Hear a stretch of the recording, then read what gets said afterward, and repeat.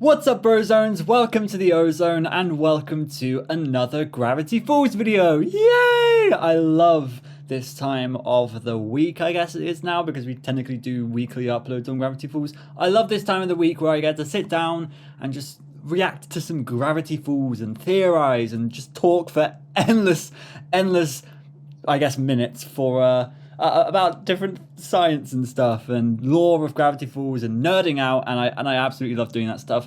Guys, the last video that we made, and or not made, but the last thing I did on the channel was a live stream, and it went fantastically. I genuinely really enjoyed doing it. It was like 5 hours, so soon enough there is going to be a supercut version that I am working on that video, and it will kind of be like the last Journal 3 things. But we've been through the Blacklight edition and there were so many really cool things in there, and I am just super excited to move on to Book of Bill.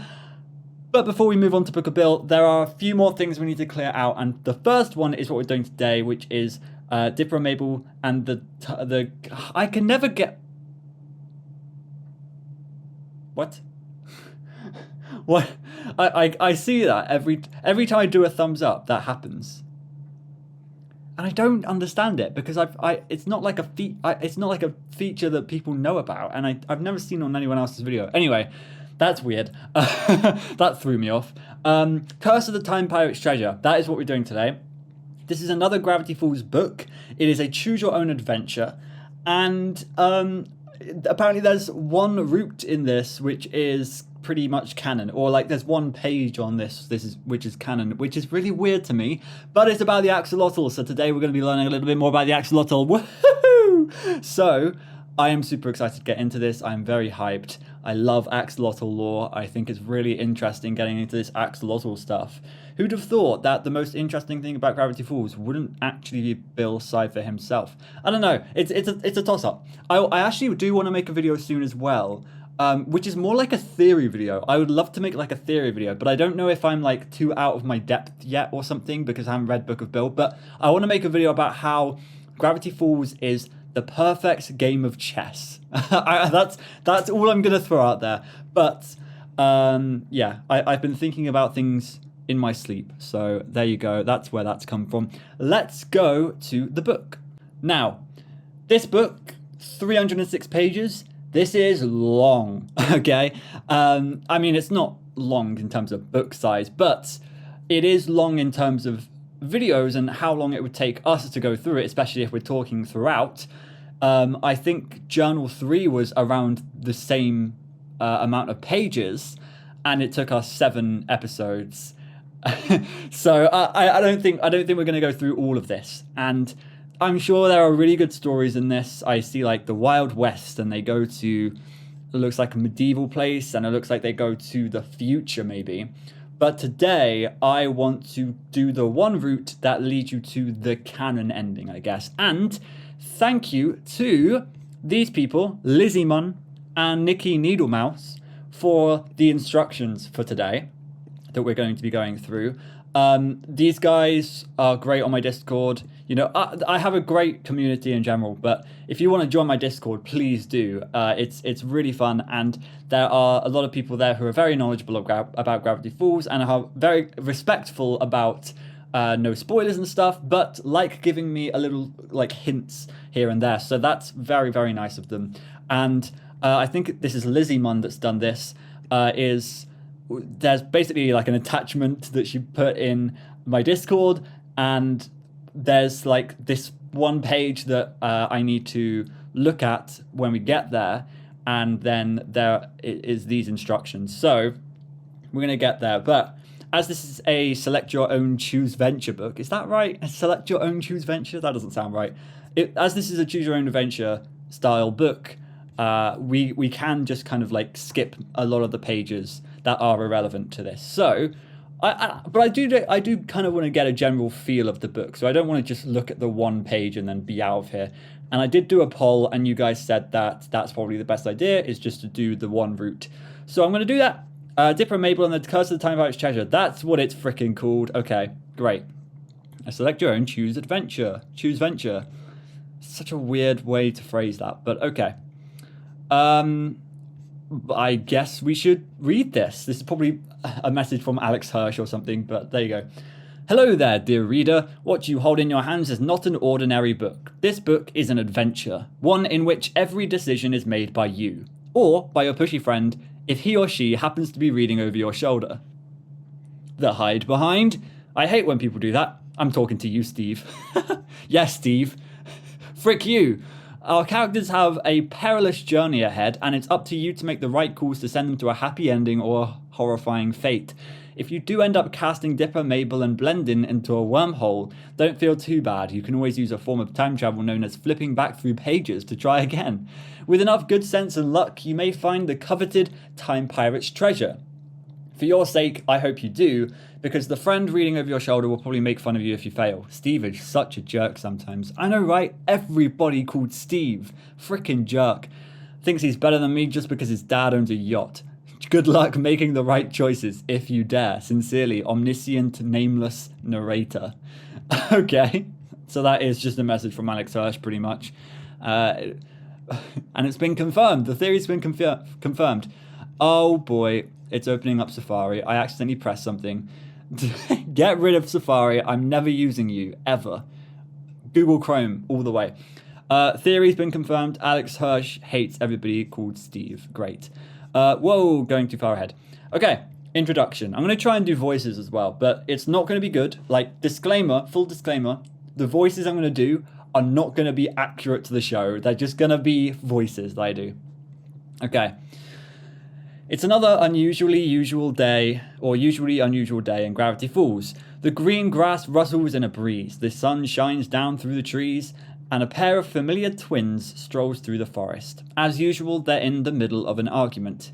It doesn't matter, says Dipper Pines. Just pick one already. Yes, it does matter, says Mabel Pines, holding two sweaters in her hands. The sweater I wear has to match the day perfectly. It's sunny, so I feel like wearing my puppy with shade sweater. But I've also got a really good feeling about this glittering yarn ball sweater. Little choices like this aren't important, says Dipper. That's why I wear the same outfit every day, so I can focus on big choices. And everyone else can focus on trying to ignore how bad you smell, laughs Mabel. After pondering seriously, she finally puts on the yarn ball sweater, tossing the other aside. I think I'm going to go with the yarn ball today, she says. I wore a dog sweater yesterday, and I don't want people to think I'm getting predictable. I like how, like, so much in the series is just them pointing out that Dipper always wears the same clothes, which is really, really funny, because it's like, it's the sort of cartoon logic, right? Where like that shouldn't be the case. And Mabel absolutely swaps out her sweater every episode in the show. But it's like The Simpsons, for example. You never really see The Simpsons wearing other clothes than the iconic ones that they wear. So it's like that cartoon logic of like Dipper's gonna look the same every episode because it's easier to animate, it's easier to follow, etc. But there you go. Where were we? I'm gonna keep losing where I am because I'm gonna keep talking. Dipper throws an arm out and stops Mabel in her tracks. Sorry, did I read this? I don't know. Dog sweater. I'm getting predictable. Dipper throws out an arm and stops Mabel in her tracks. Do you hear that? He asks. Mabel looks around. Is it the sound of fashion lovers everywhere applauding my sweater decision? Dipper frowns. It sounds like digging. He leads Mabel up a mossy hill. They peer over it just as smack! Oh, time dang it! Says a portly man in a grey jumpsuit and goggles who just smacked himself in the face with his shovel. He stands in the middle of a clearing, surrounded by nearly 100 shallow holes. Blendin, Blandin! Shouts Mabel, beaming. Who goes there? Every time I do a voice for Blendin, it's going to make me laugh because it's so stupid and so inaccurate. I'm so sorry. Blendin shrieks, wielding his shovel like a sword. I have various futuristic weapons and will attempt to figure out how to use them if you get closer, he shouts. Dipper and Mabel laugh and slide down a hill. Hey, buddy, how are you? Says Dipper. How's the new hair working out? Asks Mabel. Oh, yeah, this is interesting. So how's the new hair working out? And also look at Blendon, he has hair. So canonically, well, not canonically because this doesn't canonically happen, I don't think at least. But the hair that he has is from after that Seuss episode. The wow, what's it called? I have it in my folder. Where is it? Gravity Falls. What's it called? Blendon's Game. There we go. So this takes place after the events of Blendon's Game, which is quite far in the series, to be completely honest. It's 3/4 throughout Gravity Falls, so quite far on, yes. And obviously they've met him multiple times before. You two, says Blendon. I should have known. I'll have you know my business is personal. Sure have a lot of holes here, says Dipper. Hundreds of holes, says Mabel. What's with the holes? Asks Dipper. Are you looking for gophers? Asks Mabel. Because that's adorable, and we want in. Blendon blots his brow. What I'm doing is a secret, he says, scowling before accidentally hitting himself in the face with a shovel again. He grumbles and breaks his shovel over his knee. Fine, I'll tell you, but only because I need help. I'm looking for a buried treasure hidden by the madman. This treasure is so large and powerful that the kindest of souls has made ghosts of their enemies to get it. Is the treasure friendship? Asks Mabel. No, it isn't friendship, screams Blendon. I'm talking about the legendary Time Pirate's treasure. Ooh, says Mabel. It's the greatest treasure ever known, because it's every great treasure ever known. For God's sake, this voice is... I don't know why I picked this voice. The Time Pirates are a group of rogue time anomaly enforcement agents who travel through history and steal the world's most famous treasures. The Holy Grail, the Philosopher's Stone. Oh my God, the Philosopher's Stone. Abraham Lincoln's pet dodo. And they dress like pirates because it looks cool. That's debatable, says Dipper. Hey, there's the most feared and respected group of rascallions to ever exist, says Blendon. And I've found a way to steal their most precious possessions. Stealing from, I guess that's an accurate Dipper voice as well, right? Stealing from bloodthirsty pirates seems kind of dangerous, Dipper says. I thought you hated danger and doing things. Look, sighs Blendon. I don't know if you know this, but my life isn't exactly great. Even though you got me my old job back, I live with my mum. My co-workers are making fun of me, and I'm so stressed out my hair keeps falling out. Blendon pulls out a clump of hair and scatters it to the winds. If I could take even 1/4 of that treasure, I could finally get the respect I need. But I don't do it alone. I can't do it alone, if you haven't noticed. Blendon motions to the field of holes. So, what do you say? Help me thieve from these thieves? I don't know, says Dipper. We were going to watch TV all day. Or read a book, says Mabel. I heard someone on TV say that they will still make books. That they still make books. Oh, right. Okay. We could split the treasure 3 ways, says Blendon, smiling. That's more than $1 million each. But isn't time travel super dangerous? Asks Dipper. What if I step on a twig and create a future where everyone turns into lizard people? Good question. The lizard people scenario only happens 40% of the time, says Blendon. And they're usually pretty nice. Plus, I bought some blasters to help. Oh my God, I can't read. They're usually pretty nice. Plus, I bought some laser blasters to help us safe. Why can't I read when I do voices? To keep us safe. Look! Blendon whips out one of the strange time travel weapons and fires it into the forest. They hear what sounds like Toby Determined screaming in the distance. See? Blendon says. Works like a charm. Dipper and Mabel look out at each other, nod and huddle up. Mabel... I have to read ahead to know who's speaking. Mabel, a lot of treasure could be cool, Dipper whispers. Yeah, I could use it to buy moon shoes or gild waddles in solid gold, says Mabel. And I could build my own laboratory to study the weirdness of Gravity Falls and possibly get a few hundred pairs of the exact same outfit to wear. Dipper glances up at Blendon, who's watching them from a distance, then back at Mabel. So, what do we do, Mabel? Should we help Blendon out? Okay, so reader, what should Dipper and Mabel do? Decline Blendon's offer. or go after the treasure? Well, I can't imagine the first one going that far, so I probably would go after the treasure anyway. But yes, go after the treasure is our first instruction. So we're going to go to page, it's actually 114, which we're going to go to, and we're probably going to see some sort of like, oh, I could do this. 114. Okay. Go after the treasure. Here we go. Oh, yes. Thank you. Everybody clap. Have a little clap for the people in my Discord who pointed me out the directions. This is great. Okay, so go after the treasure. This is a no-brainer, Mabel says, smiling. I guess I have always wanted an infinite pile of treasure, says Dipper. Plus, it would be fun paying Grunkle Stan to do embarrassing things, says Mabel. But how do we get it? A time pirate has hidden the treasure beneath a hyper-X on a time island in a time ocean that you can only reach by entering a specific time portal, says Blendin. Is like someone paying you every time you say the word time? Asks Mabel.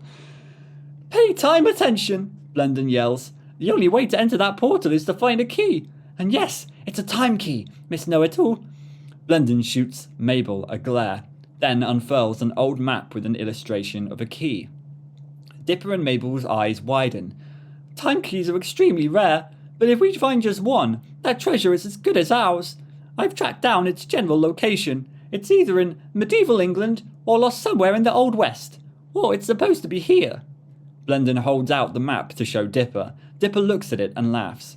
Well, there's your problem, Blendo, he says. You got the right place, but the wrong time. Dipper flips the map upside down and shows Blendin where it says 2075. 2075? Isn't it usually 2012? Interesting. So this is 7 years before the time baby thing. The key may be in the future. Blendin groans. My mum was right. I really am bad at everything I try. He takes out his time tape. Ooh, says Mabel. 3 adventures to choose from. Each more exciting than the last. My goodness. Don't make this decision lightly, says Blendin. This isn't just fun and games. Each of those places has some serious dangers. Medieval England is probably going to give us the plague. In the future, we'll be hunted outlaws, and the part of the West we'll have to go to was ruled by the Calamity Brothers, history's most dangerous bandits. Shh. Not shush. Psh. All I'm hearing is dragon, space races, and mining adventures, says Mabel. We'll have to pick one, says Dipper. But which one? Okay, Wild West, future, or medieval times. So this seems like the big, split of the book. If we were actually going through the book normally, this would be what we choose from. Hopefully we're going to go to the future here. Oh, yes! We're going to the future. See, I didn't even need this guide. What page was it? 201. Okay, so let's go forward another 100 pages. We're getting through this book so quickly.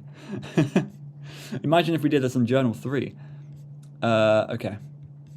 So what was it, 201 or 211? I can't actually remember. The future, okay. The future! Exclaims Mabel. I want to buy a Hugbot and see how extreme snack flavours become in 1,000 years. I don't know, Mabel, Dipper says. The last time we went to the future, we were pitted to the death against time convicts and almost eaten by a 1,000-foot baby. His name is Time Baby, for your information, Blendin snaps. And he rules humanity with a chubby baby soft fist. But he's not much worse than any other politician, honestly. Except for when he has tantrums. Less yapping, more zapping, says Mabel. Let's go get that time key. I find it interesting that their personalities shine even without their voices or without their faces, really, or their character designs, because it's just written so well.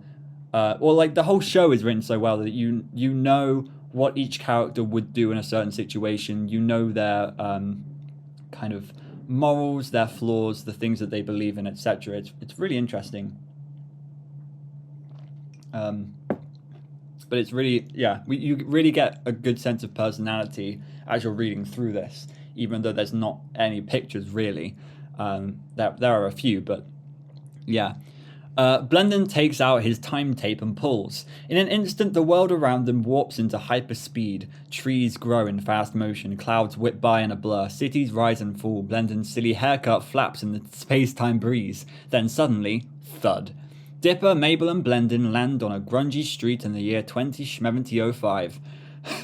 The twins gaze around in wonder at the unrecognizable world.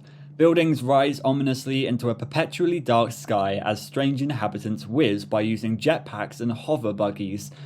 Time Baby's face is projected everywhere. Whoa, this is cool. This is cool. This is giving me Society of the Blind Eye kind of vibes. Looks like we've got some jetpack riders. Loads of, like, advertising for the Time Baby, I guess. Or maybe this is just him looking... Maybe this is him looking down on us. Cool. Looks like oh yeah, Mabel said that she chose the ball of wool or whatever. The yarn ball. Now listen, says Blendon, donning a cloak. The mission we're on isn't exactly sanctioned by the time anomaly removal crew, so we need to be in disguise. You should try to conceal yourselves. Dipper turns his hat backward. Mabel pulls the collar of her sweater over her head. Blendon nods in approval and leads them down the street. Finding this key won't be too easy, says Blendon. Time pirates are a ruthless and bloodthirsty bunch, and would sooner be chrono-blasted than give up their secrets. They also wear really awesome hats and have cool catchphrases like Shiver Me Timebers and Clock the Plank. You sure know a lot about time pirates, says Mabel. If I didn't know any better, I'd think you wanted to be one. Blendon swivels around and turns bright red, stammering defensively. Me? Never! Those self-righteous watch-bucklers. Are jerks with no regard for time laws, and they say really hurtful things sometimes. Yikes. Sore subject. Subject? Okay. Listen, I can't read. Listen up, Blendon says. The good news is, 2 time pirates have been captured in this city. Davy Time Jones, Scourge of the 7 time zones, and a madman known as Dos Huntao. One of them might trade information about the key for his freedom. Then the treasure is ours. A prison break, exclaims Mabel. Grunkle Stans told me about those. Sounds fun. Not really, says Blendon. Davy Time Jones is locked in the infinitary.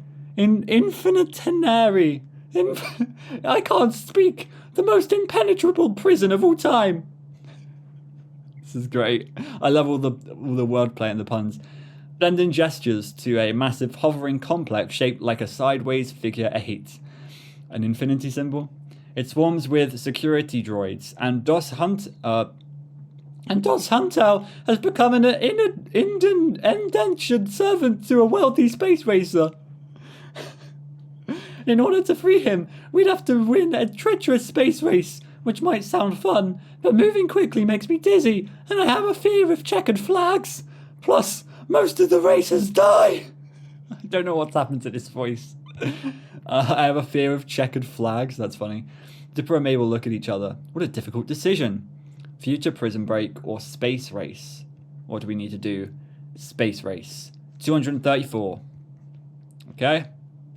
234, 234. Oh, I saw some cool pages there. I guess we're never even going to touch those pages, so it's not really, it doesn't matter if there are spoilers or whatever, but yeah. I might read this in my free time, to be honest. It's quite funny. Space race, shout the twins, high-fiving. Blendon, says Dipper. What exactly is a space race again? A space race is a very thrilling, very dangerous sporting event, similar to what people in your time call a chariot race, says Blendon. Racers ride in a titanium pod pulled by 2 turbine pods on cables, and they race their pods through canyons and deserts to see whose pod goes the fastest. We call it the Zoom Zoom Bleep Bloop Plop Fun Derby. The twins stare at Blendon. Everything here is named by Time Baby, says Blendon. Makes sense. So, where do we get a space racer? Asks Dipper. Well, they're expensive, and I don't know if I can afford to lose that money, says Blendon. I've been saving up my space credits to buy a large pillow to drown out my mum's constant criticisms. Aww. Pillow schmillow, shouts Mabel. If we free Dos Huntao and get the time key to unlock the Time Pirate's treasure, you can buy 100 pillows, or even a new mum. A new mum, mutters Blendon, clearly considering it. Besides, we've played tons of racing video games, says Dipper, shrugging. Driving one of these, it's probably just like that. Well, okay, says Blendon. I know a place that sells them discounted. By the way, I don't know, maybe I might be missing something, but I don't know what Das Huntao is. I don't know if I'm even saying it right. Huntao. Yeah, I don't know what that is. So maybe let me know in the comments. He leads the twins into a seedy-looking junkyard on the outskirts of the city. Blendon removes his cloak as the hot sun blares down on them in the dusty air. Signs hanging from a barbed wire fence warn, "Beware the time dogs, and trespassers will be sent down undesirable timelines." That is a cruel punishment. In an open garage is a titanium space racer. Dipper runs his hand along its gigantic engine. I wonder how fast this goes. Over 500 time miles per time per hour per parsec, comes a voice with a congenial southern accent. Oh, I see. Oh, of course it's him, because he sells cars in the real world, right? Or in previous time. A balding, legless cyborg wearing a bright Hawaiian shirt glides out of the small trailer in the lot's corner on a hovering platform. Yup, the space racer... Wait, that's not a southern accent, first of all. How does he...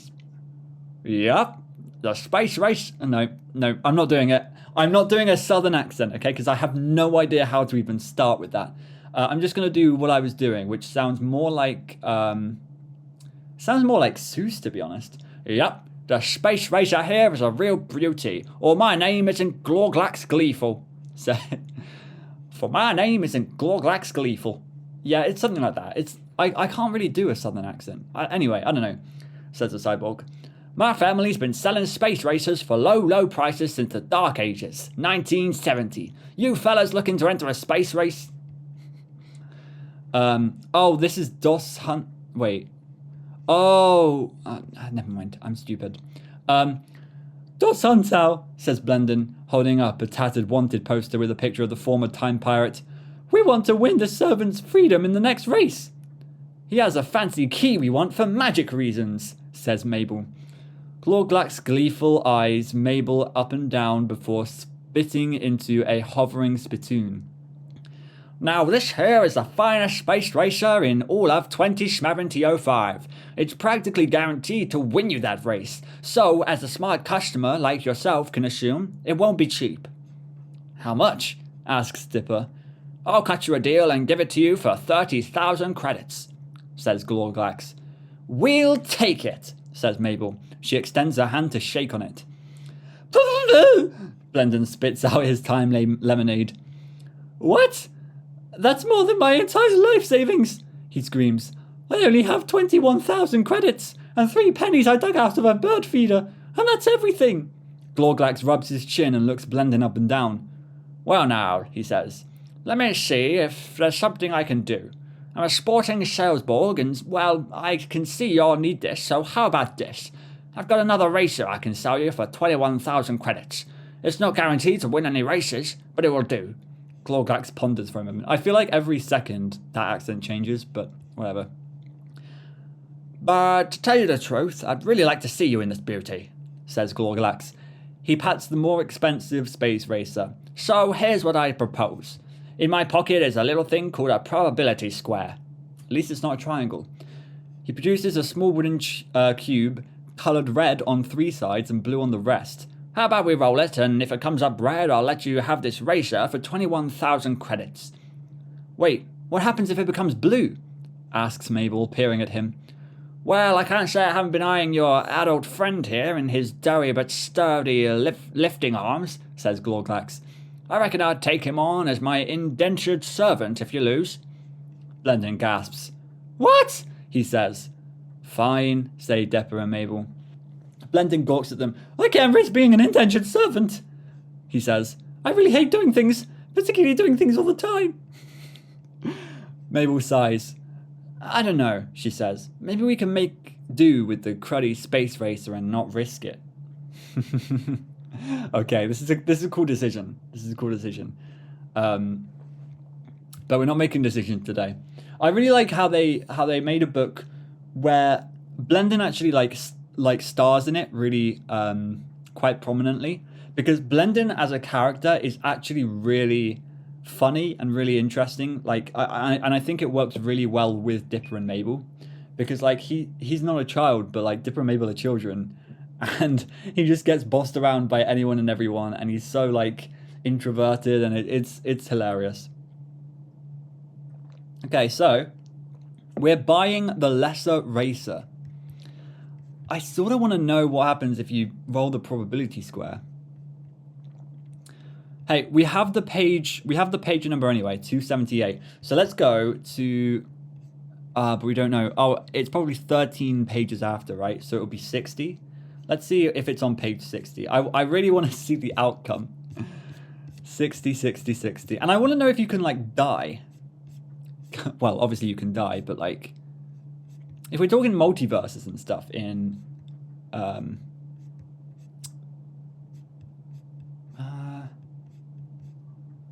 oh, here we go. Roll the probability square. Oh, you can double or nothing. Try to escape with Blendon. You know what, Dipper? I'm feeling lucky, says Mabel. She picks up the probability square and shakes it in her hand. Blendon turns red. You feel lucky? He says. The existence of luck was scientifically disproven in 2005. You're literally gambling with my life. Mabel looks at Dipper. Blow on the cube, she asks. Dipper does, and Mabel rolls. Come on, red! Cheer the twins. The cube tumbles across the table, slowing down and rolling to a stop on blue. Oh boy, screams Glorglax gleeful. Ah, come on! Blendon kicks a droid. Now there's a tasty development, but I can see you're rightfully upset. How about this? You roll again, and if you win, you can keep your friend and buy the cruddy racer. But if I win, you'll two kids join your friend as my servants for life. Oh my god. That's really cool. I actually like this a lot. This is actually quite fun. I'm not going to be going through all of the possibilities though. So we are going to buy the lesser racer, which is on 278. Can I go to 278? 278. No, I don't think I can. Although 278 was found on 2 pages. I don't know how that's possible. Oh, I guess. Because yes, it says go to page 278 and there is a page number 278. Why can I not see? Why can't I see the... Okay, whatever. It's just quicker if we do this. 278. 278. Near the end of the book. Okay. There is a lot of outcomes. Whoa! Look at that. That's really cool. 278. I hope you guys aren't tired of my Blendon voice, because I'm sure you got a lot of it to go. Okay, buy the lesser racer. What the hell is that? That's awful. You know what, Dipper? Let's not take our chances, says Mabel, putting her hand over the probability square. I'm having a bad hair day, and that usually means it's also a bad luck day. Well, luck. Luck was disproven in 2005. Blendon lets out a huge sigh. I guess we can make do with a junkie racer, says Dipper. Well, the part of me that lived for the thrill of gambling is plumb sad to hear you say that, says Glorglax gleeful. But the part of me that wants my customers to leave happy is all right. The part of me that is cyborg is neutral. The salesborg pulls a sheet off a much junkier, rusted-out, dust-blasted space racer. Possum-like alien creatures skitter out of it. It doesn't have puncture... Ooh. It doesn't have puncture-proof fuel tanks, but it'll do. I'll draw up the paperwork and arrange to have this sent to the races. Who's paying for it? The twins push Blendon forward. That's on this guy, says Dipper. Mabel leans toward Blendon to whisper, Don't worry, we're gonna get your money back. We win a lot, says Dipper. You're on the hero side now. Blendon stumbles into the signing office. Ladies and gentleborgs, put your various disgusting appendages together for the 2005 Space Capsule Races, sponsored by Pit Cola Extreme Blast, the soda that is sentient and feels pain when you drink it. The roar of 100,000 creatures from all across the galaxy shakes the grounds as the twins enter the arena. In the mouth of an enormous canyon hover 50 space capsules glistening beneath the hot midday sun. Racers are busy making final adjustments to their vehicles. Blendin runs up to the twins. "All right," he says. "So I've entered us into the race and struck a deal with Emperor Schnorzschnog, the current owner of Dos Huntau. If we win, then he'll free Dos Huntau. He'll be able to tell us where to find the time key. But if we lose, we'll have to wear metal bikinis in a space casino for the rest of our lives, which I would argue isn't that empowering." Blendin's motions toward Emperor Schnorzschnog, who watches through opera glasses from a private hovering balcony. Beside the Emperor, with a shackle around his neck, is a ragged, shirtless, bald man with an enormous hourglass-shaped scar across his face. He breathes erratically, like a chained animal. Carved on his neck shackle is the name Dos Huntau. I think that I'm probably saying that right now. Huntau? I don't know. What the hell? So weird. Man, the future is a weird place, says Dipper. And I really wish my soda would stop screaming at me. He pours out his shrieking pit cola as he grabs a racing helmet and starts to get in the space racer. "Whoa, whoa, whoa," says Mabel. What makes you think you're driving?" "What?" says Dipper. "Mabel, I beat you in racing games every time. Plus, I don't start dancing when several times comes on the car radio." "Push! You tripping. This is clearly a Mabel job," she says, putting on a helmet. "Who's better at riding bikes?" "Hey, that wasn't my fault. I just have short legs and could reach the pedals," says Dipper. "Guys, the race is about to start. You need to pick a pilot," says Blendin. The twins look at him. How about you pick?" Dipper asks. "Oh, geez," says Blendin. I love how nervous he gets. It's so funny. The voice actor for Blendin is very impressive. Very talented. Mabel drives 119. Okay. So Mabel drives in this. Why does it matter, really? Okay. 119. Why does it matter? That's my question. Okay. I'm gonna go with Mabel on this, says Blendin. "She's louder and more annoying, and I personally respect that." "Yes!" Mabel says with a pump of her fist. Every time Mabel speaks, I want to do a yes! Or like, "Go girls!" "Oh, right. I'm the captain of this here time ship, and as much as I want everyone to refer to me, and as such, I want everyone to refer to me as Madame Captain," she says. Blendin nods. Dipper rolls his eyes. "We've got an insane race ahead of us, but by the grace of time, baby, we're going to win. I guarantee it," says Mabel with a smack of her fist in her palm. "Dipper, you're my co-pilot. Blendin, you watch from the stands and radio us help if we need it." Mabel tosses Blendin a radio from a nearby gear closet. "Let's race!" At the starting line, Mabel fires up the engine. The entire craft rumbles and pulses with an electric glow. "Yeah, baby, we got some power here," Mabel says. Who needs puncture-proof fuel tanks when you're riding lightning?" She revs the engines. Strange alien racers climb into their vehicles. The dust settles on the track. A space racer with the name Racer T speeds toward them. "Oh man, it's Racer T," stammers Blendin through the intercom. "Its pilot is the Fearcast space racer who ever lived." Fearcast? Why did I say Fearcast? Fiercest. Its pilot is the fiercest space racer who ever lived. His dirty tricks are uglier than his hideous human face. Why did I say human? Why am I stupid? Hideous alien face. The racer pulls right up next to them. Today, on this episode of Gravity Falls, Ozone cannot read a single frickin' line without messing up.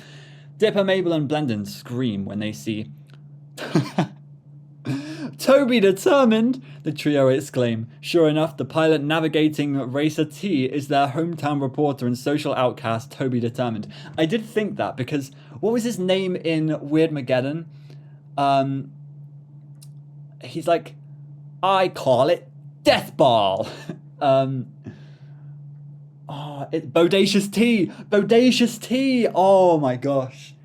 That's great. So now he's Racer T. It is weird. Obviously, if this was a canon story, like a canon plot line in the actual show, I would be questioning, like, why is there Bud Gleeful as a cyborg? Why is Bodacious T, Racer T, Toby Determined here? Like, this is very strange stuff that they're pulling from. They could easily make new stories, but they're clearly like carrying forward the characters. So if this was a canon, I would be thinking like history repeats itself, something like that. That's a very common theme that we're getting in Gravity Falls. So anyway, what are you doing here? Asks Dipper.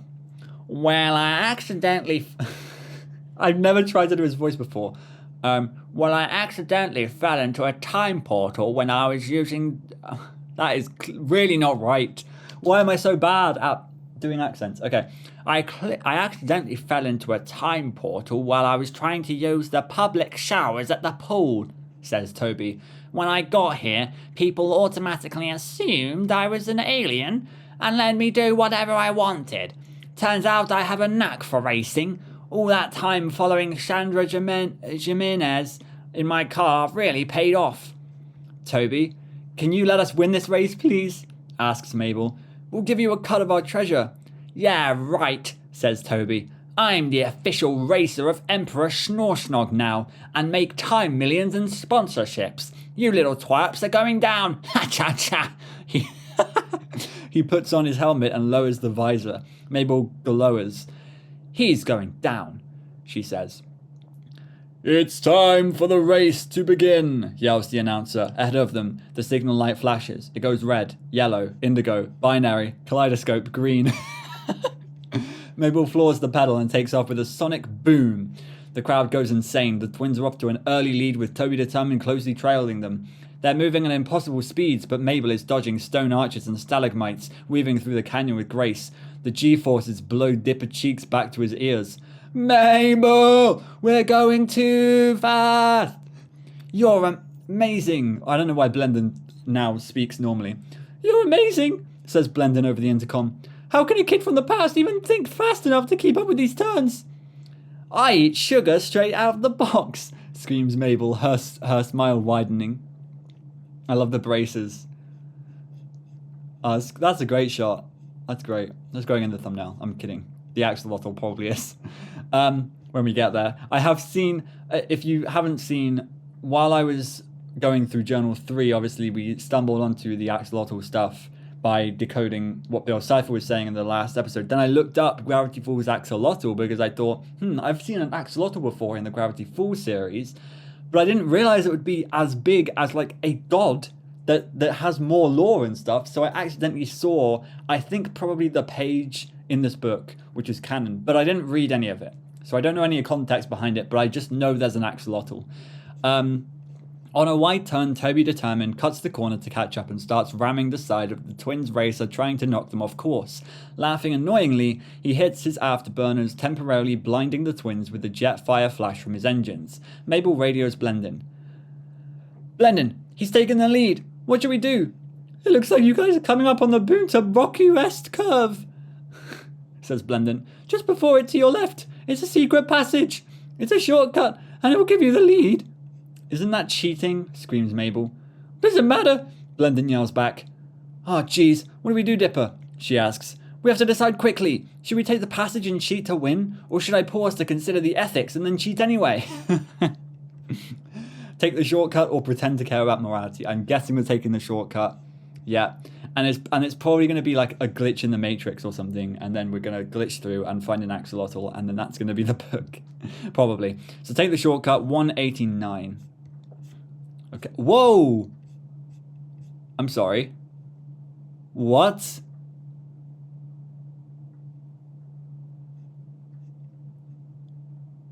Wendy Nella. I mean, that's such a cute photo. Wendy, accept the marriage? What is in this book? This is insane. Gold potion. Oh, that's funny. That's fun. Oh, although, I guess, yeah, they've just turned themselves to gold. How are they getting out of that? That's so funny. Agree to shoot out with Wild Eyes Joe. Who's Wild Eyes Joe? Ah, we're not going to know. I will have to read this outside. Maybe we could do a stream where we read this. Let me know in the comments. Oh, it's those guys. Let me know in the comments if we should stream the rest of this book, because this does look fun. I just don't want to obviously do I don't want to do like whole episodes we go through this book, because like that's I don't want people to think that they have to watch the episodes in order to, but like we can easily do a live stream of this if you guys want to. Okay, so take the shortcut. Here we go. This is so amazing. I love this. Walk away from the altar. No way. That's funny. Okay, I guess I guess in the live stream we'll be marrying Wendy. Take the shortcut. Why was I even asking? Screams Mabel. She pushes the racer to full throttle and speeds into the tunnel. In almost complete darkness, Mabel navigates the twisting corridor before spilling back out into the light, a full racer's length ahead of Racer T. The crowd goes wild. Emperor Schnorschnog throws his opera glasses down in disgust. The twins are back in the lead. Toby speeds up alongside them, his racer within arm's reach of the twins. He pulls a dagger from his sleeve and stabs it into the twins' unprotected fuel tank. Stabby, stabby. Quantum giblets? Racer T. Wow. I mean, Toby Determined just really hasn't changed. Like, he's literally just put a suit on, just like these guys. But I like how there's a star on Mabel's and there's a pine tree on Dipper's. It was almost like, again, like fate with like the future and stuff. Like it's all lining up with what the shaman said, or the shaman wrote on the walls of the frickin' caves in Gravity Falls. Mabel's control console lights up red. Dipper, we're losing fuel fast, and we're almost at the finish line, she yells. Racer T maintains a steady lead as the twins slow down. They radio Blendin. Help us, they shout. Oh, jeez, this is tough, you guys, says Blendin. You've basically got two options. You can detonate your boosters and hope the blast pushes you over the finish line, but there's an equal chance it will just send you careening into the wall. That sounds horrible, screams Mabel. What's our other option? Well, there's a dip in the track coming up on your right, says Blendin. If you steer into the pit, you might be able to slingshot yourself out and across the finish. So what's wrong with that? Asks Mabel. If your angle is even slightly off, you'll probably launch yourself into a time vortex, which, well, no one really knows what happens when you enter a time vortex, says Blendin. Oh man, these are some crummy choices, says Mabel. And we have to choose quick. Which one is it going to be? Dipper asks her. Explode the boosters or jump the jump. Okay. What's it going to be? Jump the jump. 243. Okay. What is this card page? This is a cool shot. I love this. Say they're here to play cards. Battle the dragon. Mad. Maybe I shouldn't spoil this for myself because we could do this in a live stream. What the hell is that? Okay, 243. Whoa! What?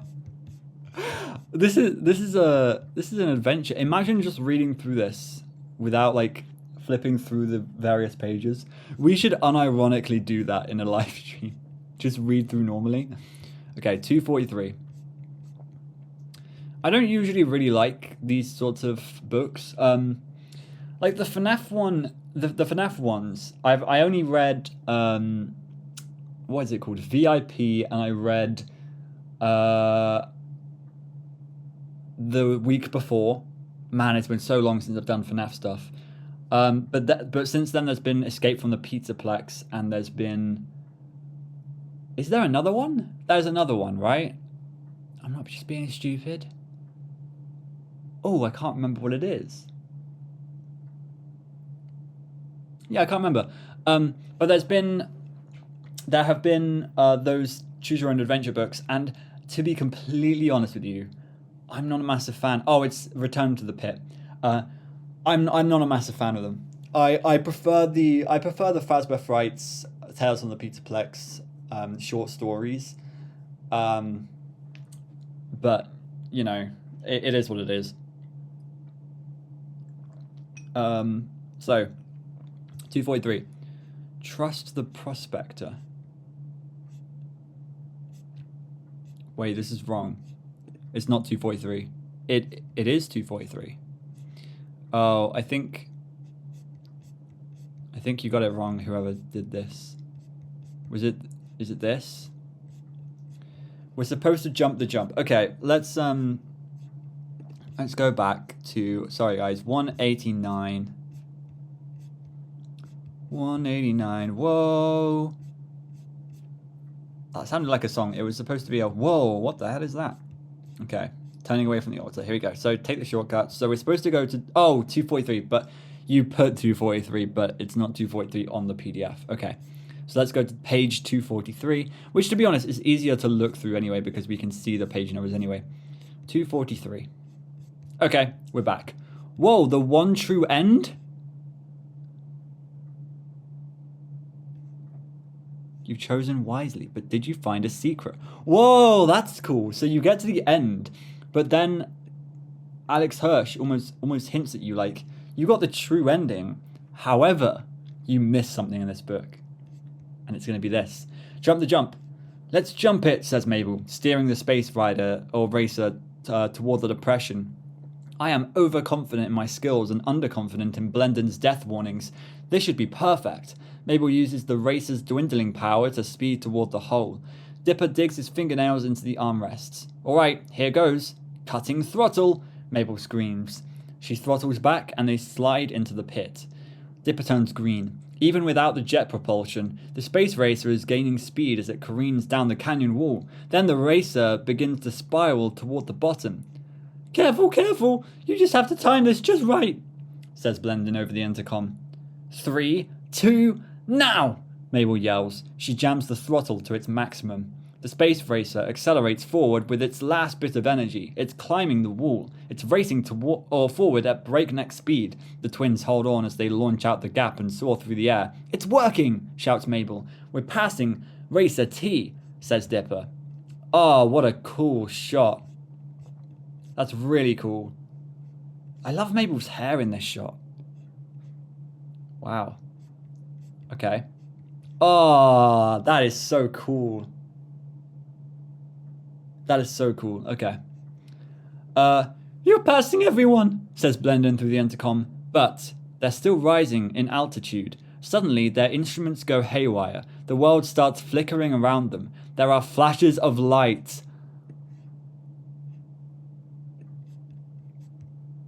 Oh!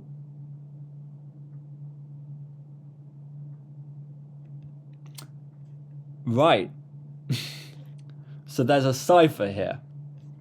So the question is, what is this cipher? It's a Caesar. It's a Caesar, because this says and. So this says... Oh, boy. Do I have a pen? I want a pen. I don't really... I kind of want to do it manually. So... A, B, C, D, E, F, G, H, I, J, K, L, M, N, O, P, Q, R, X, T, U, V... T... Wait, X? X? That's not an X. Oh, ST.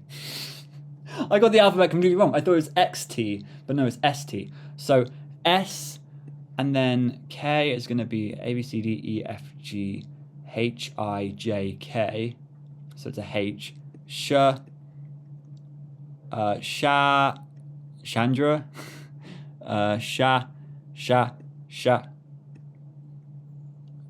What's this gonna be? Okay, let's actually just do this normally. Yeah. I will see you in a second. Okay, so here we are again, deciphering some cool stuff. So, put this in. Shapes. Ah, okay. Shapes and colors whiz past time. Oh, sorry. Shapes and colors whiz past time. What does time do? We're doing it one line at a time, sorry. Time itself seems to slow to a crawl. Blend in. Screams. Where are they going? Question mark. Why is question mark mapped to an X? What has gone wrong in my code there? That's weird. Anyway. So cool. Where are they going? And then there was a link, I think. Yeah, so it's going to be www dot and then something. Let's see what it is. www.disneyxd.com/ a wrong turn. Okay. So if we do, I mean, I know this isn't going to work. So www.disneyxd.com/ a wrong turn. This, now, bear in mind, a lot of the stuff that we do in Gravity Falls now isn't going to work anymore because a lot of it was like 2016, 2017, whatever. So it's not still going to be up. I hope that the Book of Bill stuff is still up, by the way. Hopefully that website is still up. A lot of the time we can go into, what's it called?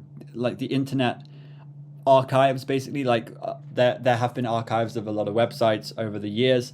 So you can actually use that as like a going to the past and stuff on the internet. But for now, I don't think this is going to work. Hopefully it will, but I don't think it will. Okay. I mean, okay. Also, wait, what is... Okay, so this is all the shorts. I think we missed some shorts. Nacho necklace. That's nacho necklace. Oh, I'm outside the US. Damn it. Yeah, so I don't think it worked. Even though it brought me to this website, I don't think this is where it's supposed to bring me to. So, unfortunately, the site is not up anymore. Or the link is not up anymore. But, let me read this. Solve the code, open the disclosed zip file. Okay, so I've solved the code, I've gone to the website, it hasn't worked, so I'm going to open the disclosed zip file. Okay. So it was here, instructions for Ozone, and it says secret page, which I imagine is the Axolotl page. Yes, okay. This is so creepy. Can I just say that? Actually, I'm just gonna use it here. This is so creepy. Why do I find this horrifying? Because it might be my like megalophobia, because I find figures in the sky and stuff like that absolutely horrifying. But this is really scary. So a huge axolotl in the sky. This is the first time we're properly seeing the axolotl. I mean, we've seen the avatar for the axolotl, and we've seen other axolotl imagery in Gravity Falls, but this is the first time we're seeing the axolotl. So here we go. Shapes and colors whiz past as Dipper and Mabel's space racer warps through hyperspace. The twins clutch each other and scream as a kaleidoscopic explosion of unnatural colors and sounds swirls around them. Time stops, and all at once they find their space racer hovering in a strangely glittering and mysterious milky white void. Blendin, Blendin, calls Mabel into the intercom, but the intercom is dead. Where are we? Muses Dipper. Dipper's question is answered by a strange otherworldly voice that seems to ebb and flow like whale song from the ether. You are in the time and space between time and space, the voice says, echoing. Come on, climb out of that space racer. I have a very nice beanbag chair. Seeing the beanbag chair hovering nearby, Dipper and Mabel exit their space racer and climb onto it. It's infinitely comfortable. Who are you? Asks Mabel. This is interesting. This is beautiful writing, by the way. I think it's written really well. I love this line. Dipper's question is answered by a strange, otherworldly voice that seems to ebb and flow like whale song from the ether. That's beautiful. The ebb and flow of the ocean. Whale song. Like, this kind of is giving me whale vibes. It's a humongous figure. And their communication is like whale song is like melodic. So it's almost like it's serenity almost. You could probably describe it. I am the Axolotl, says the Axolotl. But enough about me. You've managed to find me, so you get one question apiece. Don't waste it. It's like a freaking... It's like the genie and your 3 wishes almost. That's interesting. What are you, like a salamander? Oh my god. Asks Mabel. I am the Axolotl, replies the Axolotl, and that was your question. How about you, boy? Oh my god, Mabel, you idiot. You could have asked it such a better question. But of course, that's Mabel, so it's just Mabel being Mabel. Dipper thinks a moment. What do you know about Bill Cipher? Oh, what a great question. Yeah, like, if you're going to ask any question in this universe, what question are you going to ask? I think that was the perfect question to ask. What do you know about Bill Cipher? Because Bill does seem to be... Obviously, Bill is the king of the Nightmare Realm. I mean, Dipper doesn't know that. But king of the Nightmare Realm freaking feels omnipresent, omnipotent. Like, who the hell is Bill Cipher? What does he want? The Axolotl ponders the question, then his eyes begin to glow and he speaks. Okay. I'm so excited for this. This looks like a poem. 60 degrees that come in threes. Watches from within birch trees. Saw his own dimension burn. Misses home and can't return. Says he's happy. He's a liar. Blame the arson for the fire. If he wants to shirk the blame, he'll have to invoke my name. One way to absolve his crime, a different form, a different time. The twins stare blankly. What the heck does that mean? Asks Dipper. Shh, it's a free-form poetry, says Mabel. I thought it was beautiful, maybe a little wordy. The Axolotl laughs. You won't remember me tomorrow, but it was my genuine pleasure to meet you. Mabel, says Mabel. And my name's Dipper, says Dipper. No, it isn't. Says the Axolotl with a smile. There's a blinding white flash of light, and the day begins again as if nothing ever happens.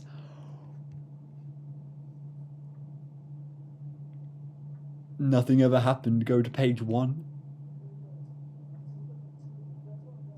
There's not even like a definitive ending. It's just a loop. That's insane. That's insane. That's so cool. Wow, I love that. Okay, right. So there were a few thoughts I had while reading this, and this is such an amazing poem to end off. I can't believe that's just it. It's really cool actually that it takes you back to page 1, because it is like they have completely forgotten. It is literally a loop. It's a paradox. It's a loop in the system. It's a breakthrough. It's a glitch in the matrix. You are going back to page 1. You are forgetting that everything ever happened, and you're going to a new sort of you're going through a new dimension, a new timeline almost. So that's really, really interesting. Yeah, what else can I say about this? So I guess, yeah, this is canon in the sense that it did happen, but we never saw it. and they don't remember it. But either way, this happens. The axolotl does exist in this universe, and if you were to ask it about Bill Cipher, this is what they would tell you. So, in a way, this is all canon in that sense. And I'm glad that Alex Hirsch did say that directly, rather than hide behind it like Scott Cawthon. Maybe I shouldn't have said his name there. You will know what I meant. Also, if you weren't following, my name's Dipper, says Dipper. No, it isn't, says the axolotl with a smile.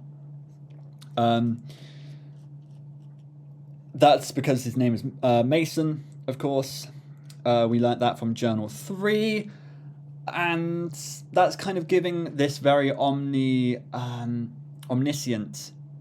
omnipotent, omniscient, omnipresent is what I would call the... I don't know why I'm holding 4 fingers when I just said 3 things, but that's what the axolotl is all about.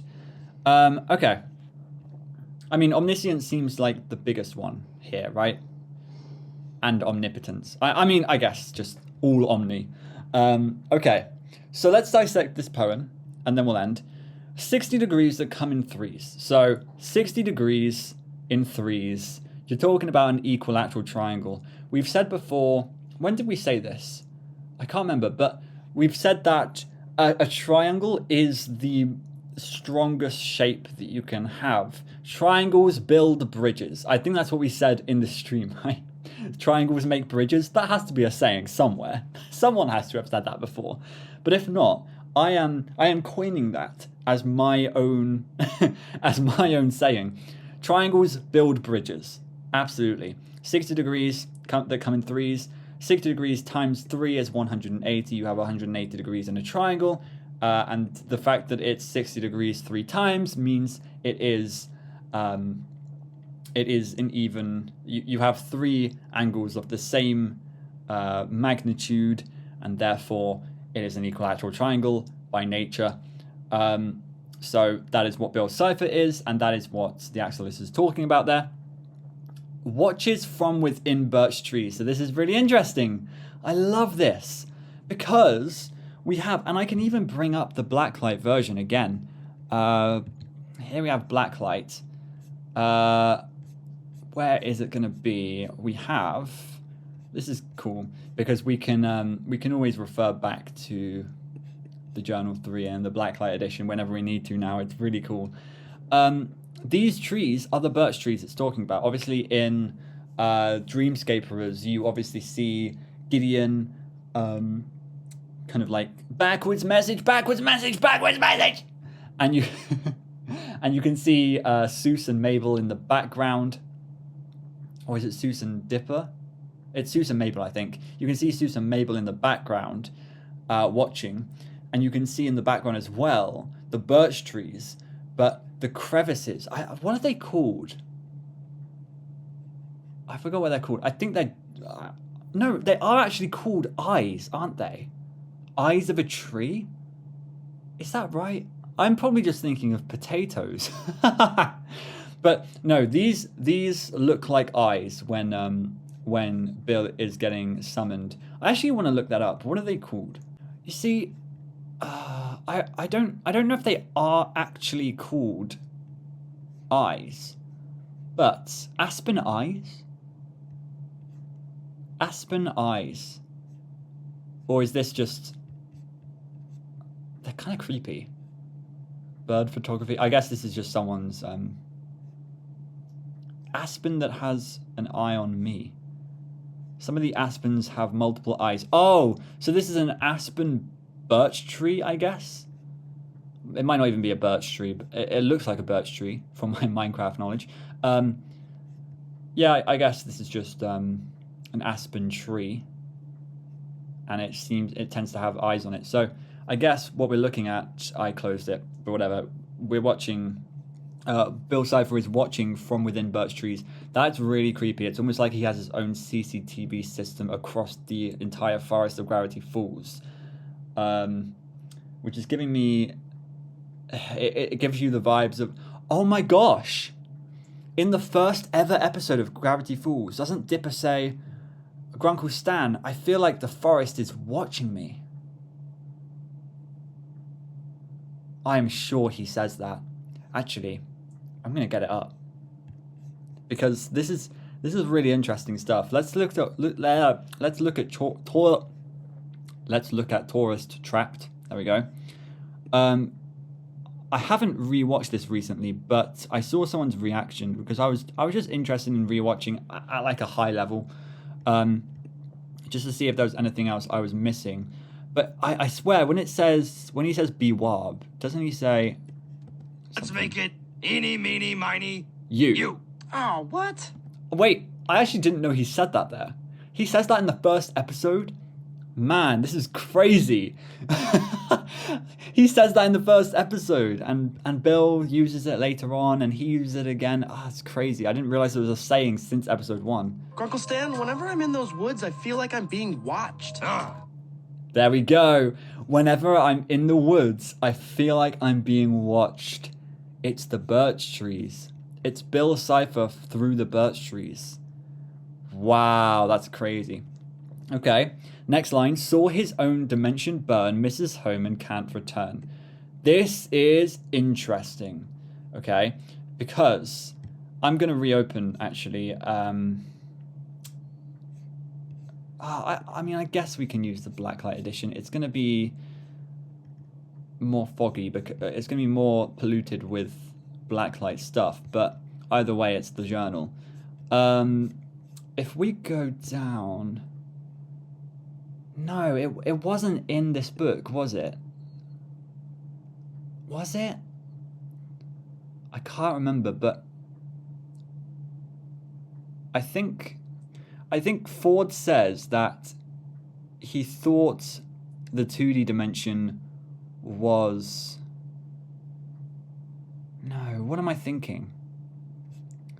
Because the 2D dimension isn't actually Bill Cipher's home, but at some point we learnt that Bill destroyed his own world, didn't he? We saw that at some point. When did we see that? A better world? No.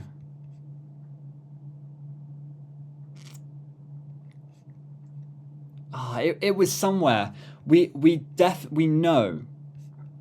know as a fact that Bill Cipher destroyed his own home and his family, and then became... was it here? Did we learn about it in the Nightmare Realm part? The King of Nightmares. I don't know, man. Wait. Here we go. Care for a game of intergalactic chess? This time you're the pawn. I didn't realize he said that. That's interesting. Asteroid field, space rocks, hidden deep within the... I don't know. Let me know in the comments. When does Bill Cipher tell us that he destroyed his home? Because I know he said that, but wasn't he the cause of it? I swear he was so powerful he destroyed his own home and then became king of the Nightmare Realm. I don't know. I can't quite remember right or clearly, but I remember his home was destroyed, absolutely. So this does connect with that. I swear it was Bill. I swear Bill said that he destroyed it. Anyway, either way. Says he's happy. He's a liar. Blame the arson for the fire. Happy liar, snappy dresser. Snappy dresser, happy liar or something. Wasn't that? He said that. I think. Snappy dresser, happy liar. Happy snappy. Monster? Is monster in there? There's like a 4-word cipher or something that you can decipher, and it says like snappy, happy, dresser, liar. Something like that. But I feel like it's a reference to that a little bit. I actually don't think happy's in there. I think it's snappy. Snappy, dresser, monster, liar, or something like that. Blame the arson for the fire. Now what can that mean? That's almost like not putting the blame on the artist, it's putting the blame on the art. It's it's almost like saying Bill Cipher wasn't the reason for the fire, it was the fire. That's exactly what it's saying, actually, right? Blame the arson for the fire. So maybe he's a liar in the sense that maybe he truly believes that he didn't cause his own family's death, his own world's death. It was the fire that caused it. It was the fire that, came from him in the sense that he was committing arson, but it was the arson that caused the fire, which caused the death of his dimension. So maybe it wasn't him directly. Like, that's what it's saying almost. So that's an interesting line. That's a very interesting line. It's very poetic. Blame the arson for the fire. You don't blame the arsonist, just like you don't blame the artist. You blame the arson, just like you blame the art. That's a really interesting thing there. I like that. If he wants to shirk the blame, he'll have to invoke my name. What does shirk the blame mean? I'm going to look that up. Okay, so that's also kind of going into this theme of blame the arson for the fire. To avoid or evade one's responsibilities, duties, or obligations intentionally. So, Bill Cipher is evading his past, I guess. And I guess he's also, at the end of Gravity Falls, he's also kind of passing off the blame of fate, in a way. If he wants to shirk the blame, he'll have to invoke my name. So, what does Bill Cipher say at the end of Gravity Falls? His last words ever, in the timeline at least, have been Axolotl. I invoke the ancient power that I shall return. Oh, it is my time to burn. I invoke the ancient power that I shall return. So yes, he'll have to invoke my name. So he does. He says Axolotl. Is that how you spell it? Axolotl. Yes. Yeah, that is how you spell it. Oh, I'm so good. I swear in the live stream I messed that up like 10 times. So there you go. One way to absolve his crime, a different form, a different time.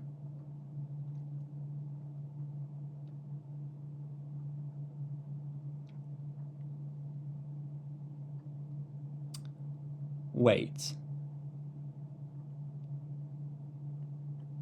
Was he not always a two-dimensional triangle? A different form, a different time. So, we're talking about arson here. We're talking about crime. It's almost like, because Bill Cipher's a liar, it's almost like this is my theory. This is a working theory. I don't necessarily know if this is what this is saying, but in my mind, this is what it's implying. And I could be completely wrong about this because I overthink absolutely everything, okay? That's my disclaimer, my second disclaimer of this video. I feel like maybe Bill Cipher committed arson on his world, or whatever, doesn't take the blame for it, doesn't take his responsibility for it. He shirks the blame, essentially, is what is happening there. So he's committed a crime against his own world, but maybe back then he had a physical body. You know, like any other character in Gravity Falls, he has a physical body. But then, because he committed a crime on the multiverse, I guess, the Axolotl, who is, I guess, the god of this multiverse, is what I'm thinking currently, is again, my working theory.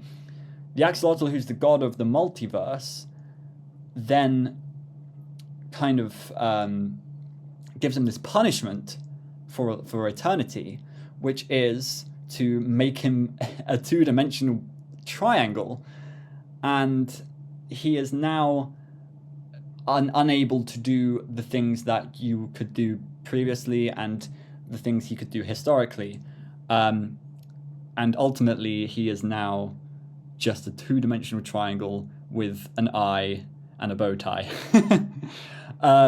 So he wants to shout the blame. He'll have to invoke my name. Yeah, if he he has to praise to the Axolotl in order to get out of this. So it is his time to burn. Oh, similarly... similar to... So there's a parallel going on here where he caused a fire, but then at the end of Gravity Falls, he is in a fire, and it is his time to burn.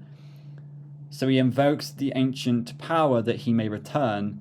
And who is able to make him return? The Axolotl, because the Axolotl has healing powers, as all Axolotls do.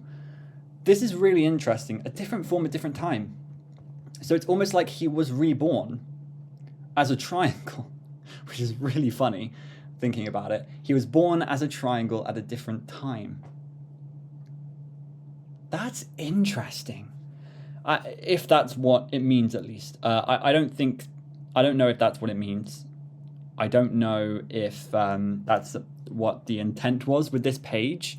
But what I do know is that this poem is something that we're going to keep referring to time after time. I think there's a lot of context here that we've added to this poem, and I don't know if it was initially made for that, because I think this came even before Journal 3. So this is interesting stuff. Absolutely, and it's going to be something that I keep in mind going forward with not only Bill Cipher, but also the Axolotl. It's very, very interesting stuff. I'm actually really glad we did this today, and there were times when I was like, I don't know if I should cover the Time Pirates treasure, but because there's this Axolotl stuff, absolutely, I feel like I should now, so I'm going to do it anyway. And I wasn't too sure about this video, but going through this video has been, first of all, very fun, secondly, very insightful, and thirdly, absolutely horrifying. Does anybody else experience this phobia? This is terrifying. A huge animal in the stars, in the sky. For some reason, it really makes me scared. It must be an irrational fear. Anyway, that is going to be it from me today. Thank you guys so much for watching. As always, Gravity Falls is getting better and better by the minute, quite literally. What do we have to do now? So we've covered, what have we covered? We've covered Season 1, Season 2, all of the shorts. We've covered Journal 3 Blacklight Edition, and we've covered The Curse of the Time Pirates treasure. The only other things we want to do now are, I think the next thing I want to do is the Lost Legends. So, maybe in the same live stream where we cover Curse of the Time Pirates, maybe we cover Lost Legends too. Maybe we can have a long live stream. And maybe that can be later today when this gets uploaded, or on Easter Sunday. It could be on Easter Sunday. Happy Easter, by the way. Let's do a live stream on Easter Sunday where we go through the remaining parts of Curse of the Time Pirates treasure, and we also can go through the Lost Legends. Because, I'll be honest, I don't think there's going to be much in the Lost Legends. I think it's just going to be cool to read. And so that's why I kind of want to do them in live streams rather than full-blown episodes that are uploaded to YouTube. Anyway, that has been me for now. After Lost Legends, we will do the Season 2 lore hunt finally, and then I think it's Book of Bill time. So I don't think there's very long left at all to get to Book of Bill. I want to get there as soon as possible, so we're going to be going through everything else as soon as possible. Anyway, thank you guys so much for watching once again, and make sure you subscribe and like and everything else. I will see you later. Goodbye.